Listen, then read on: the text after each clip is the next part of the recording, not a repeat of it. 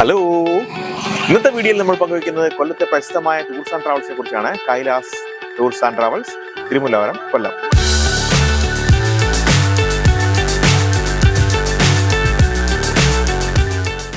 അപ്പോൾ നമുക്ക് പരിചയപ്പെടാം.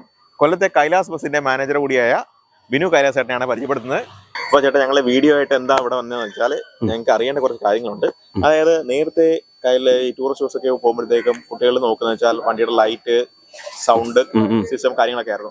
ഇപ്പൊ നമ്മുടെ കേരള സർക്കാർ കുട്ടികളുടെ യാത്രക്കാരുടെ സുരക്ഷയെ മാനദണ്ഡമാക്കിക്കൊണ്ട് വണ്ടിയുടെ ഇന്റീരിയറിലും ഔട്ടറിലും കുറെ നിയമങ്ങളും കാര്യങ്ങളും കൊണ്ടുവന്നു. ഇപ്പൊ എങ്ങനെയാണ് ഈ ബസ് ഇപ്പം പോകുന്നത്? സീസൺ എങ്ങനെ ഉണ്ടായിരുന്നു?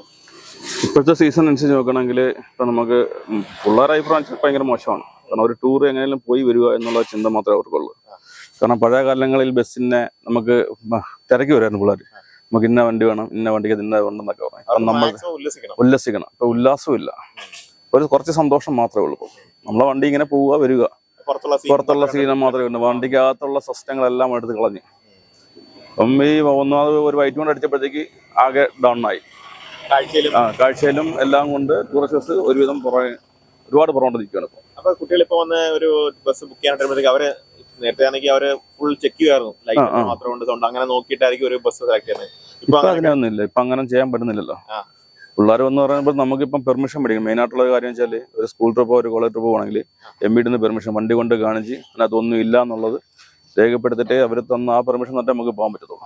അപ്പൊ അതാണ് നമ്മൾ സ്കൂളിൽ കൊണ്ട് കൊടുക്കുന്നത്. സ്കൂളിലായാലും കോളേജിലും ഈ പെർമിഷൻ മേടിച്ചിട്ട് നമുക്ക് വണ്ടി കൊടുത്തിട്ട് നമുക്ക് അവിടെ നിന്ന് അനുവാദം കിട്ടത്തുള്ളൂ. ഒന്നാമത്തെ കാര്യം അതാണ്. അപ്പൊ അതിനകത്ത് നമുക്ക് ഓൾറെഡി പഴയ കണക്കൊരു കാര്യമില്ല. ഇപ്പം വണ്ടി കൂടുന്നു എന്നതല്ലാതെ പിള്ളേർക്ക് എൻജോയ് ചെയ്യാൻ പറ്റാൻ ഒരു സാഹചര്യം ഇപ്പം ഇല്ല.